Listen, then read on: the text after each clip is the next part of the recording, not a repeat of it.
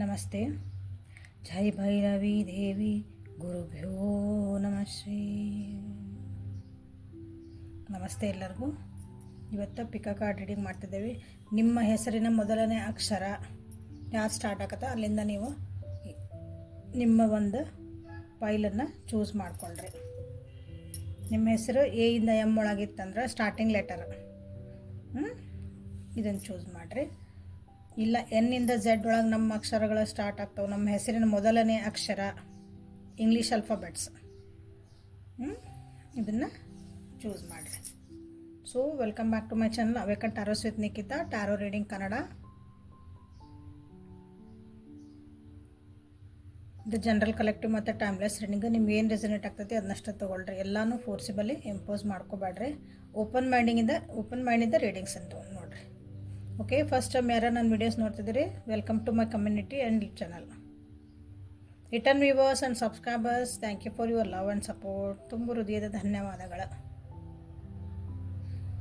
Okay, so choose ಮಾಡ್ಕೊಂಡಿರಿ card ಅನ್ಕೊತಾನೆ ಇವತ್ತಿನ ರೀಡಿಂಗನ್ನು ಸ್ಟಾರ್ಟ್ ಮಾಡೋಣ. So let us start with A to M. So topic ಹೇಳಿಲ್ಲ ಅನ್ನಿಸುತ್ತೆ. ಸೊ ನಿಮ್ಮ ವ್ಯಕ್ತಿಯ ಅಥವಾ ನಿಮ್ಮ ಪರ್ಸನಿಂದ ಬಚ್ಚಿಟ್ಟ ಭಾವನೆಗಳು, hidden feelings of your person. ನಿಮ್ಮ ವ್ಯಕ್ತಿ ನಿಮ್ಗೇನಾದರೂ ಮುಚ್ಚಿಟ್ಟಿದ್ರ ಭಾವನೆಗಳನ್ನು ವ್ಯಕ್ತಪಡಿಸಿಲ್ಲ ಅಂದರೆ ಏನದ ಅಂತಂದು ನೋಡೋಣ ಅಂತ. So let us start. ಯಾವ ವ್ಯಕ್ತಿ ಬಗ್ಗೆ ವಿಚಾರ ಮಾಡಿ ರೀಡಿಂಗ್ ನೋಡ್ತಿದ್ದೀರಿ ಆ ವ್ಯಕ್ತಿದ 3 ಸಲ ಹೆಸರು ಹೇಳ್ಕೊಳ್ರಿ, ವಿಜುವಲೈಸ್ ಮಾಡ್ಕೊಳ್ರಿ.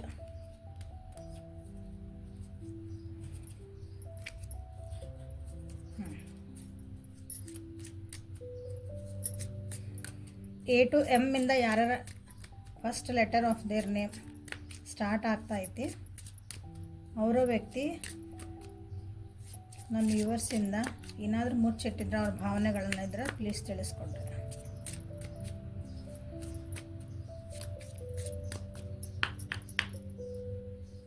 Thank you. You hurt me every time for your false pride and ego. I started to think about you always and was distracted from my actual goal. Okay.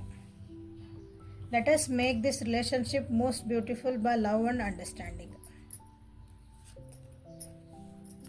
I always want you to forgive and forget because it's too late.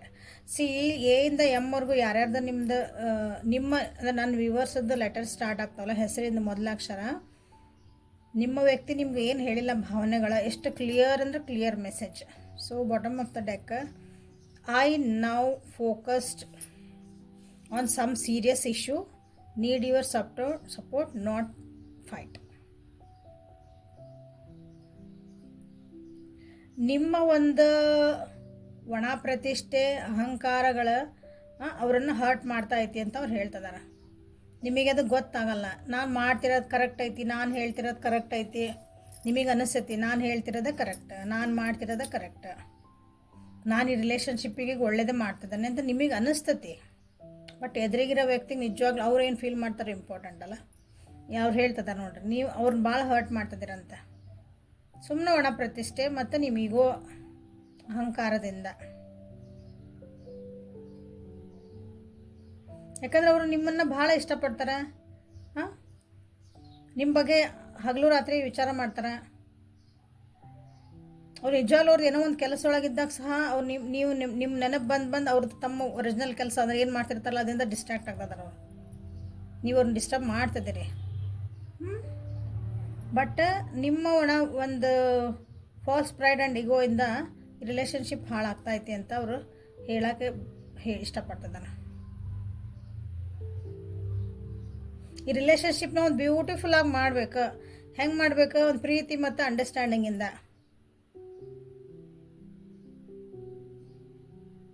ಯಾಕಂದ್ರೆ ನೋಡ್ರಿ, ಇಲ್ಲ ಅಂದ್ರೆ important ಏನು ಬಂದೈತಿ ಇಲ್ಲಿ ಅಂದ್ರೆ, ನೀವು ಫರ್ಗ್ಯೂ ಮಾಡೋಕ್ಕೂ ರೆಡಿ ಇಲ್ಲ, ಫರ್ಗೆಟ್ ಮಾಡೋಕ್ಕೂ ರೆಡಿ ಇಲ್ಲ. ಅಂದ್ರೆ ನೀವು ಮರೆಯೋಕ್ಕೂ ಸಾಧ್ಯ ಇಲ್ಲ. ಕೆಲವೊಂದು ವಿಷಯಗಳನ್ನು ನೀವು ಮರಿತಾ ಇಲ್ಲ, ಕೆಲವೊಂದು ವಿಷಯಗಳಿಗೆ ನೀವು ಅವರಿಗೆ ಕ್ಷಮಿಸ್ತಾ ಇಲ್ಲ. ನಿಮ್ಮಿಬ್ಬರ ಮಧ್ಯೆ ಏನಾಗೈತಲ್ಲ, ಹಾಗಾಗಿನೇ ಈ ವ್ಯಕ್ತಿ ನಿಮ್ಮಿಂದ ದೂರನೂ ಹೋಗ್ತಿರ್ಬೋದು. ಈಗ ಅವ್ರನ್ನ ನೀವು ಹಿಡ್ಕೊಳಕ್ಕೆ ಹೋದ್ರೆ ಇಟ್ಸ್ ಆಲ್ರೆಡಿ ಟೂ ಲೇಟ್ ಅಂತ ಹೇಳ್ತಿದ್ದಾರೆ. ಯಾಕಂದರೆ ಅವ್ರು ನೋಡ್ರಿ ಕ್ಲಿಯರಾಗಿ ಅವ್ರಿಗೆ ಇದನ್ನು ಬಿಟ್ಟು ನಾ ಬೇರೆ ಸೀರಿಯಸ್ ಇಶ್ಯೂ ಒಳಗೆ ಏನಾದರೂ ಒಂದು ನಾನು ಒಂದು ಲಕ್ಷ್ಯ ಕೊಡೋಣ ಅಂತ ಅನ್ನಿಸ್ತೈತಿ. ಬಟ್ ನಿಮ್ಮ ಸಪೋರ್ಟ್ ಬೇಕು ಅವರಿಗೆ. ನಿಮ್ಮ ಜಗಳಗಳು ಬೇಡ, ನಿಮ್ಮ ಮಾತುಕತೆಗಳು, ವಾದ ವಿವಾದಗಳು ಅವರಿಗೆ ಬೇಡ. ನಾ ಸೀರಿಯಸ್ಸಾಗಿ ಏನೋ ಒಂದು ಜೀವನಕ್ಕಾಗಿ ನಾನು ಫೋಕಸ್ ಮಾಡ್ತಿದ್ದೇನೆ, ನಿನ್ನ ಸಪೋರ್ಟ್ ಬೇಕು. ನಿನ್ನ ಸ್ವಲ್ಪ ಒಂದು ಒಣ ಪ್ರತಿಷ್ಠೆಗಳು, ನಿನ್ನ ಒಂದು ಅಹಂಕಾರಗಳು, ನಾನೇ ಅನ್ನೋದು ಸೈಡ್ ಇಟ್ಟು ಪ್ಲೀಸ್ ಅಂಡರ್ಸ್ಟ್ಯಾಂಡ್ ಮಾಡ್ಕೊ ಅಂತ ಹೇಳ್ತಿದಾರ ನಿಮ್ಮ ವ್ಯಕ್ತಿ. ಸೊ ರೊಮ್ಯಾನ್ಸ್ ಒರಾಕಲಿಂದ ನಿಮ್ಗೆ ಹಿಡನ್ ಫೀಲಿಂಗ್ಸ್ ಏನು ಬರ್ತದ ನೋಡೋಣ. ನಿಮ್ಮ ವ್ಯಕ್ತಿ ನಿಮ್ಗೆ ಹಿಡನ್ ಬಚ್ಚಿಟ್ಟಿದ್ದಂಥ ಭಾವನೆಗಳೇನದಾವ ನೋಡೋಣ. ಎಂಗೇಜ್ಮೆಂಟ್,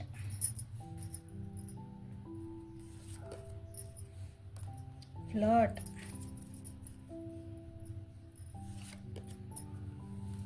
ವೆಡ್ಡಿಂಗ್, ಇನ್ನೇನು ಬೇಕು ರೀ, playfulness, getting to know each other. So ನಿಮ್ಮ ಜೊತೆಗೆ ಎಂಗೇಜ್ಮೆಂಟ್ ಮಾಡ್ಕೋಬೇಕು, ವೆಡ್ಡಿಂಗ್ ಮಾಡ್ಕೋಬೇಕು. ಓಕೆ, ಈಗ ಫ್ಲರ್ಟ್ ಒಳಗಿದ್ರೆ, ಪ್ಲೇಫುಲ್ನೆಸ್ ಒಳಗಿದ್ರೆ ಅಂತಂದ್ರೆ ಅಂದರೆ ಫಸ್ಟ್ ಅವ್ರದ್ದು ಇದನ್ನು ಸೀರಿಯಸ್ ಆಗಿ ತೊಗೊಂಡಿದ್ದಿಲ್ಲ ಅವರು ಅಂತಂದರೆ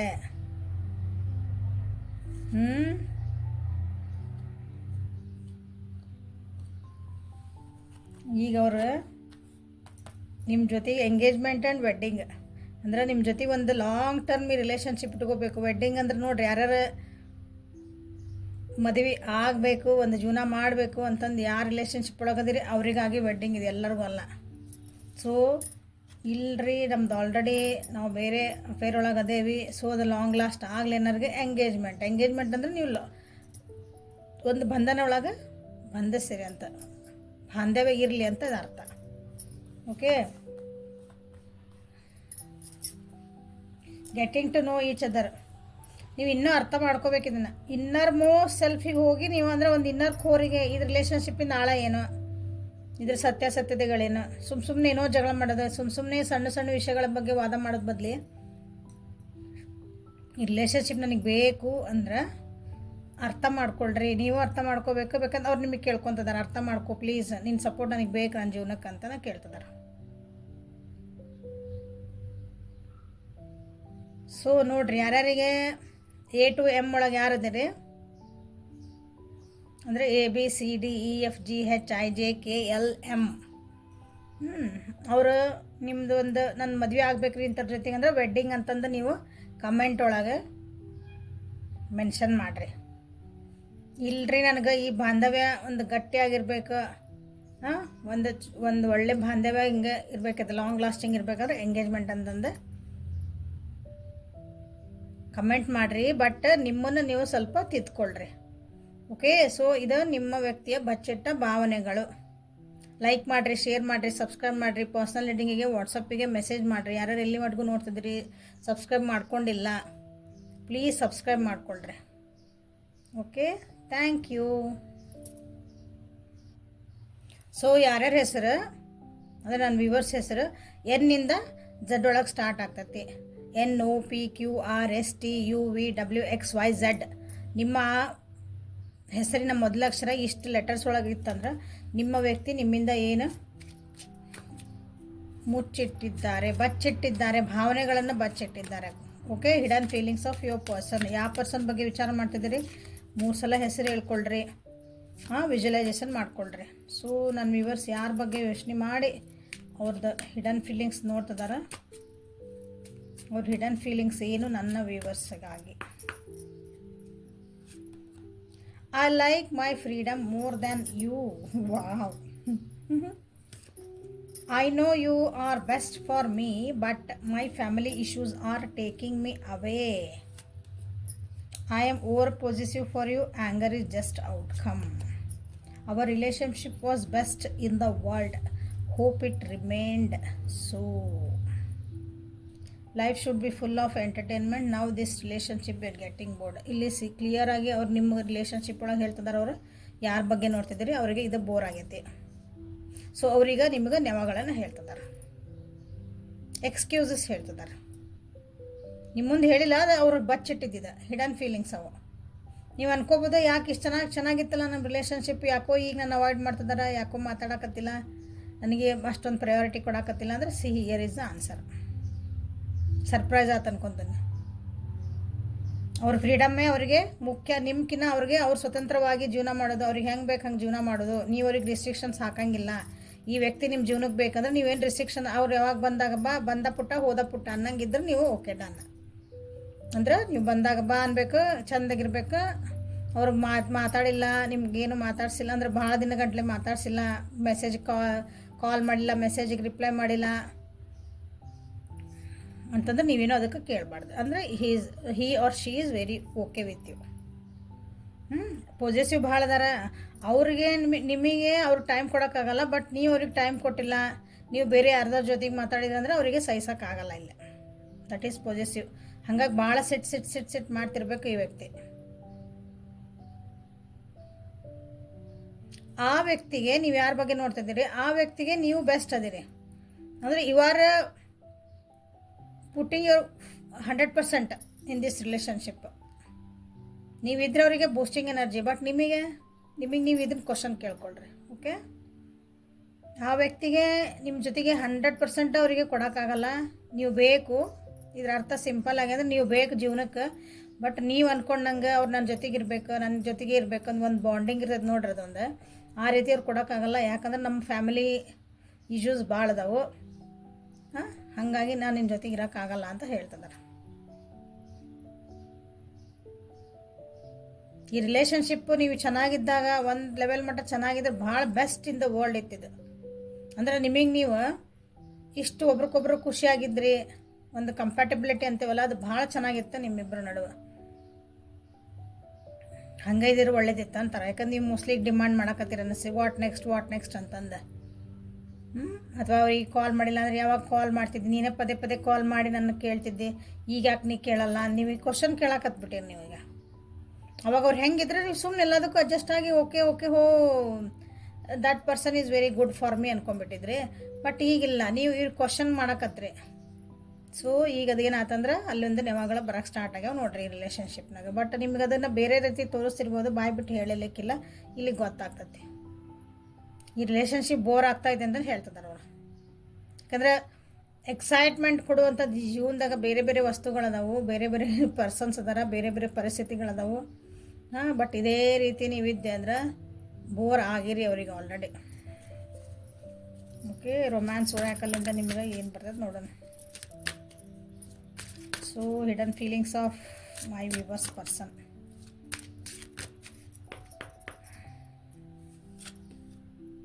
ಪ್ಲೇಫುಲ್ನೆಸ್,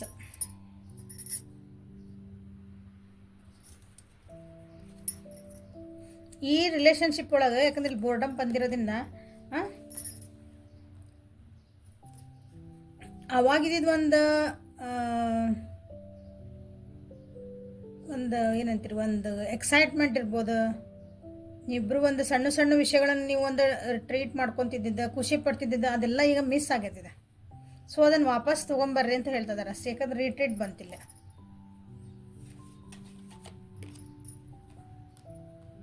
ಜಗತ್ತಿಂದೆಲ್ಲ ಮರೆತು ನಿಮ್ಮನ್ನು ನೀವು ಬೆಲೆ ಕೊಟ್ಕೊಳ್ರಿ. ಅಂದರೆ ನಿಮಗೆ ನೀವು ಒಬ್ರಿಗೊಬ್ರು ನೀವು ಟೈಮ್ ಸ್ಪೆಂಡ್ ಮಾಡ್ಕೊಳ್ರಿ, ಅರ್ಥ ಮಾಡ್ಕೊಳ್ರಿ ಅಂತ ಹೇಳ್ತಿದ್ದಾರೆ. ಅಂದ್ರೆ ಇದು ನಡೀತೈತಿ ಇದು ರಿಲೇಷನ್ಶಿಪ್. ಇಂಪಾರ್ಟೆಂಟ್ ಇಲ್ಲೂ ಎಂಗೇಜ್ಮೆಂಟ್ ಬಂದೈತಿ, ಇಲ್ಲಿ bottom of the deck engagement ಬಂತ. ಸೊ ಎಂಗೇಜ್ಮೆಂಟ್ ಈ ಕಾರ್ಡ್ಸಿಗೆ ನಾನು ಇದನ್ನು ಕೋರಿಲೇಟ್ ಮಾಡ್ಬೇಕಂದ್ರೆ ಎಂಗೇಜ್ಮೆಂಟಿಗೆ, ಯಾಕಂದ್ರೆ ಫ್ಲೋಟಿಂಗ್ ಎನರ್ಜಿ ಐತೆ ಅನ್ಸಕತ್ತೈತಿ ಇಲ್ಲಿ. ನೀವು ಒಂದೇ ಒಬ್ಬರು ಜೊತೆ ಆಗಿರಬೇಕು, ನಿಮ್ದು ಒಂದು ಬಾಂಧವ್ಯ ಗಟ್ಟಿ ಆಗಿರಬೇಕು ಅಂತಂದ್ರೆ you have to retreat your relationship. Retreat ಅಂದ್ರೇನು, ಮತ್ತು ಅದೆಲ್ಲ ನಾವೇನು ಮತ್ತು ಎಲ್ಲಿ ಹೆಂಗಿದ್ವಿ, ಫಸ್ಟಿಗೆ ಚೆನ್ನಾಗಿದ್ದ ನಾವು ಹೆಂಗಿರ್ತಿದ್ವಿ, ಹೆಂಗೆ ಟೈಮ್ ಕೊಟ್ಕೊತಿದ್ವಿ, ಅದನ್ನು ನೀವು ವಾಪಸ್ ಅದನ್ನು ನೀವು ಕ್ರಿಯೇಟ್ ಮಾಡ್ಕೋಬೇಕು. ಮಾಡ್ಕೊಂಡಿಲ್ಲ ಅಂದ್ರೆ ಅಗೇನ್ ದಿಸ್ ಪರ್ಸನ್ ಯಾರು ನೋಡಕತ್ತಿರಲ್ಲ ಆ ಪರ್ಸನ್ ನಿಮ್ಮಿಂದ ಆಲ್ರೆಡಿ ದೂರ ಹೋಗಿರ್ಬೇಕು, ದೂರನೂ ಹೋಗ್ತದಾರ ಅಂತ ನಿಮಗೆ ಅನಿಸುತ್ತೆ.